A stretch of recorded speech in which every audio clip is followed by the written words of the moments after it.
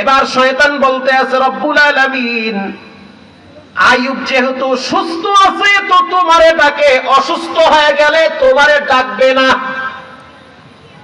অনেক অসুস্থ মানুষ দেখছি বিছানায় পইরা আল্লাহরে গালি দেয়, আমার এই সাইডটা কেন লাগাইয়া দিছো, এত সুস্থ মানুষটারে কেমনে তুমি বেকা বানাইলা, এত মানুষ থাকতে তুমি আমারে কেন সহে দেখো, কথা বল না কা।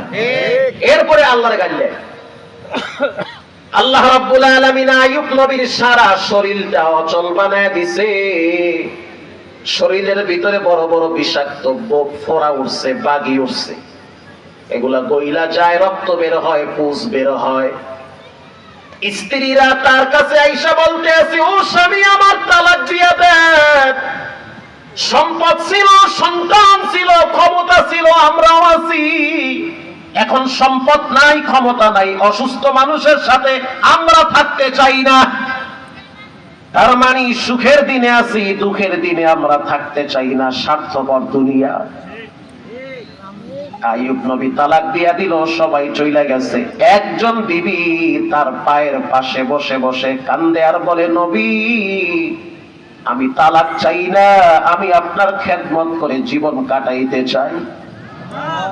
তার নাম হলো রহিমা। স্পষ্ট ভাবে জানায় দিল, পয়গম্বর আপনি তো আল্লাহর নবী, আপনার সব হালত আমি কম বেশি বুঝি, আল্লাহর পক্ষ থেকে আপনার উপরে পরীক্ষা চলতেছে, অতএব আমিও তো নবীর বংশের নারী, আমি হাসরের ময়দানে নবীর স্ত্রী হিসেবে দাঁড়াইতে চাই। সুখের দিনে যেমন পাশে ছিলাম, দুঃখের দিনেও পাশে থাকতে চাই, আসি আপনার সাথে, দাঁড়াইয়েন না মানে। আল্লাহ রাব্বুল আলামিন অসুস্থতা আরো বাড়ায় দিছে। আইয়ুব নবী চোখ খুলতে পারে না, কারণ চোখের ভিতরে পোকা লাগছে। বন্ধের কারণে মানুষ বলে, আইয়ুব মহল্লা সাইরা জংলায় চলে যাও, তোমার শরীর থেকে গন্ধ আসতেছে, আমরা মহল্লায় থাকতে বড় কষ্ট পাই। আইয়ুব নবী জংলায় চলে গেছে, মাটির বিছানায় শুইয়া পড়ছে, কিন্তু আইয়ুব নবীর চেহারাটা কখনোই মলিন থাকে না। একদিন একটা পোকা আইসা আইয়ুব নবীর শরীরের গোশত কামড়ায় কামড়ায় খাওয়া শুরু করছে। আইয়ুব নবী মুস্কি মুস্কি হাসে আর বলে, আমার গোশত পোকার জন্য আল্লাহ হালাল করেছে, খাইতে থাকো। পুরা দেহটা পোকায় কামড় শুরু করেছে, পোকায় কামড় দিতে দিতে হাড্ডি পর্যন্ত কামড় দেওয়া শুরু করছে। আইয়ুব নবী মন খারাপ করে না, কারণ সুস্থ থাকাটাও নেয়ামত, অসুস্থ থাকাটাও নেয়ামত। সুখের দিন পার করছেন 40 বছর, 10টা বছর না হয় আল্লাহ বিছানায় ফালায় রাখছে, আল্লাহরে গালি দেওয়া যাবে না। 40 বছর তো আল্লাহর দেওয়া পা ব্যবহার করেছেন, রবের দেওয়া রক্ত ব্যবহার করেছেন। আইয়ুব আলাইহিস সালাতু ওয়াস সালামকে প্রতিদিন হযরত জিবরাইল বলে, কেমন আছেন? আল্লাহ সালাম পাঠাইছে, জানতে চাইছে আপনি কেমন আছেন। আইয়ুব পয়গম্বর হাসি দিয়ে বলে, আলহামদুলিল্লাহ। এত কষ্টের পরও তো আমি বলি, সব ক্ষমতার মালিক একজন, তিনি হলেন কে? আইয়ুব আলাইহিস সালাতু ওয়াস সালাম হাসতেছে আর জিহ্বা লড়ায় আসে, তার রবকে ডাকে। কারণ মানুষের অন্তরে শান্তি দেয় আল্লাহর জিকিরে। আল্লাহু আকবার বলেন। আলা বিযিকরিল্লাহি তাতমাইন্নুল কুলুব। মানুষের অন্তরের অশান্তি দূর করে আল্লাহর জিকিরে, কোরআন তেলাওয়াতে, তাহাজ্জুদ নামাজে। আইয়ুব আলাইহিস সালাতু ওয়াস সালামের জিহ্বাটা পোকা মুক্ত ছিল। যোহরের নামাজের পরে অর্থাৎ সূর্য একেবারে মাঝ বরাবর হালকা হেলে পড়েছে।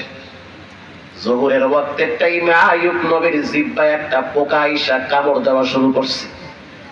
আইয়ুব নবী এখন জিহ্বা লড়াইয়া রবকে ডাকতে পারি না। আইয়ুব নবী ওই দিন চোখের পানি ছেড়ে কেঁদে দিয়েছে। হযরত জিবরাইল বলল, কেন আজকে কাঁদতেছেন? দীর্ঘ প্রায় 18 বছর হয়ে গেছে, আপনি তো একদিনও কান্দেন নাই রোগের যন্ত্রণায়। আইয়ুব আলাইহিস সালাতু ওয়াস সালাম বলল, জিবরাইল এতদিন আমার দেহের উপর দিয়ে ঝড় তুফান বয়ে গেছে, কোনো আফসোস নাই। আমি আমার জিহ্বা লড়াইয়া যখন মাওলারে ডাক দেই, তখন আমার কলিজায় শান্তি পাই। আজকে যখন আমার জিহ্বায় পোকা লাগছে, আমার কষ্ট লাগছে, আমি তো আমার মাওলারে ডাকতে পারি না, যার কারণে আমার চোখের গোড়ায় পানি। কারণ আমি যতদিন রবকে ডাকছি ততদিন কলিজায় শান্তি পাইছি। আল্লাহ রাব্বুল আলামিন বলল, জিবরাইল আবি হায়াতের পানি দিয়া আমার পয়গম্বর আইয়ুবরে গোসল করায় দাও, আর তার দেহটাকে আগের চেয়ে দ্বিগুণ সুস্থ করে দাও। আল্লাহ কোরআনে বলেন, ইন্না ওয়াজাদনাহু সাবিরা। ওহ সুবহানাল্লাহ, কয় কি? ইন্না ওয়াজাদনাহু সাবিরা নি'মাল আবদু ইন্নাহু আওয়াব। রব বলেন, আমার নিয়ামত প্রাপ্ত বান্দা আইয়ুব, সবের বান্দা আইয়ুব, ধৈর্যশীল বান্দা আইয়ুব। যুবক বাবারা আমার, কখনোই নামাজের ব্যাপারে ধৈর্য ধরা যাবে না, কখনোই গুনাহ হয়ে গেলে ধৈর্য ধরা যাবে না। মৃত ব্যক্তিকে দাফন দিতে হবে, লম্বা টাইম উপরে রাখা যাবে না, দ্রুত দাফন দিয়ে দাও। বাকি যত কাজ আছে ধৈর্য নিয়ে করতে হবে, সবর করা লাগবে। নামাজের ব্যাপারে ধৈর্য ধরা লাগবে। কেমন ধৈর্য? এক নামাজ থেকে আর এক নামাজে ধৈর্য লাগবে। যোহরের নামাজ একটু পরে, আসরের নামাজ একটু পরে, মাগরিবের নামাজ। বলেন ধৈর্য লাগবে কি লাগবে না? গুনাহ করতে মনে চায়, অফার আসে, প্রস্তাব আসে, কিন্তু তুমি স্পষ্ট জানায় দাও, ইন্নী আখাফুল্লাহ, আমি একজন রে ডরাই, তিনি হলেন কে? আব্বা আম্মার খেদমতের ক্ষেত্রে ধৈর্য ধরা লাগবে, গরম হওয়া যাবে না। আমার আব্বা আম্মা দুইজনে বুড়া হয়ে গেছে, বাবাই বৃদ্ধ হয়ে গেছে। এক কথা 10 বার বলে। কয়বার? মাঝে মাঝে বলে, এখন কয়টা বাজে? আমি কই 3টা। কয় না, এখন 9টা বাজে। কয়টা বাজে? আরে 3টা বা পিঠা দেবো আউযুবিল্লাহ ছাড়া 9টা। আমি বলি এখন রাত, সে মাঝে মাঝে কয় এখন দিন। রাগ করা যাবে না, কারণ তার ব্রেনে সমস্যা দেখা দিয়েছে। আপনার মা বৃদ্ধা হয়ে গেছে, পায়খানা করে দিয়েছে, আপনার স্ত্রীর কোনো দায়িত্ব নাই যে সে সাফ করতেই হবে, দায়িত্ব আপনার, কারণ আপনি তার ছেলে। আপনার স্ত্রী স্পষ্ট জানিয়ে দিয়েছে যে আপনার মায়ের প্রস্রাব পায়খানার খাতা আমি পরিষ্কার করব না। আপনার স্ত্রীকে আপনি চাপ দিতে পারবেন না, কারণ আপনার মায়ের খেদমত আপনার জন্য ফরজ, বউয়ের জন্য ফরজ না। কথা কন না কান? হ্যাঁ, ঠিক কথা, এটাই মাসালা, এটাই কোরআন। আল্লাহ কোরআনে বলেন, পৃথিবীর মানুষ, ওয়ালা তানহারুহুমা, মাথায় ঝাঁকি দিয়া মা বাবার সাথে কথা বলবা না, ধৈর্য ধরো, সবর করো। আমি এই বিষয় বয়ান করলে ফজর হয়ে যাবে, তারপর আপনারা আন্দাজ করতে পারবেন না যে রাত কোথার থেকে চলে গেছে। ঠিক আছে, এজন্য আব্বা আম্মার সাথে দুর্ব্যবহার করবেন না, ধৈর্যের সহিত তাদেরকে সম্মান করেন। সন্তান ঘরে আসলো, কিতাবে পড়েছি, ঘরে আসছে, বাবাই বুড়া হয়ে গেছে। সন্তান রে বাবাই বলে, বাবা তুমি কখন আসছো? বলে একটু আগে আসছি। একটু পরে বাবাই বলে, সন্তান কখন আসছো? বলে একটু আগে আসছি।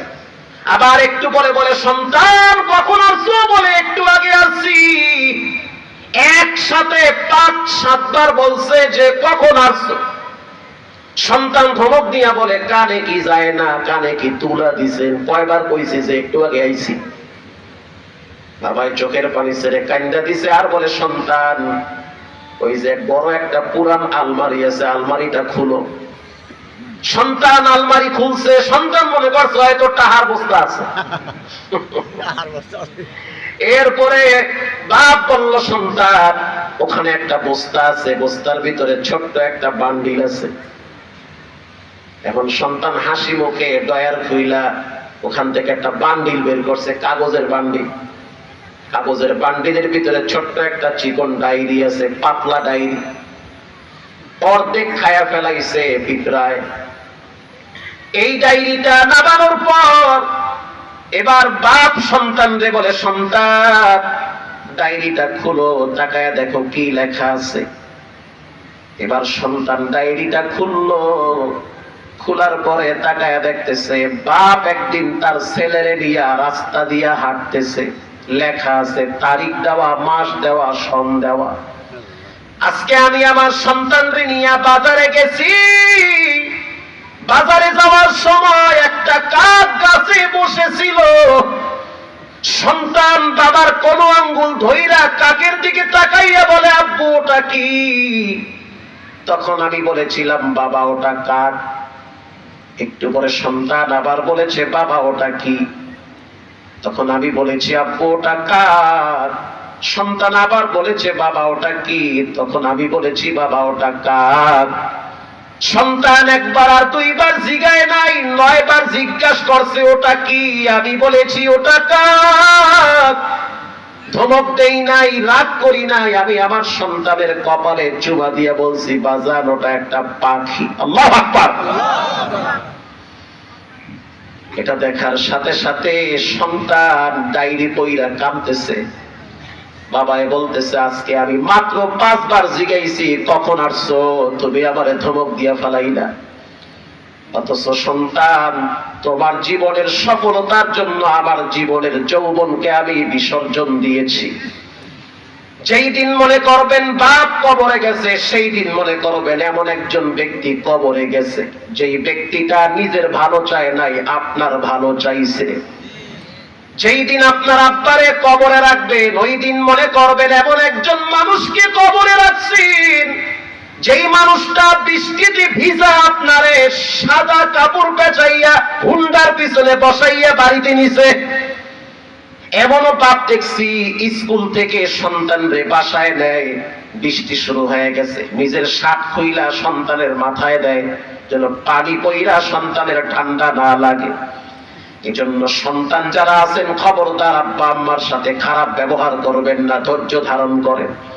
আজ থেকে পাক্কা নিয়ত করে নেন, সূরা আসরের উপরে আমল করব, ধৈর্য ধরব, নেক আমল করব, 5 ওয়াক্ত সালাত আদায় করব, হিংসা মুক্ত জীবন করব, আব্বা আম্মার খেদমত করব। দিলটা যদি ভালো থাকে, শেষ বয়ান, শেষ মাহফিলও হতে পারে। তওবার নিয়তে 2টা হাত আল্লাহকে দেখায়া দাও। নারায়ে তাকবীর। আয় আল্লাহ, হাতগুলো জীবনে একবার বাইতুল্লাহর কালো গিলাফের সাথে লাগায়া দেন। মক্কা মদিনায় এই হাতগুলা কবুল করেন, জোরে বলেন আমিন। এখানে অনেক মায়ের সন্তান আছেন যারা নিজের হাতে মায়ের কবরে রাখছেন, আছেন না? আছেন। আপনার ঘরে ফ্রিজে মাছ গোস্ত আছে,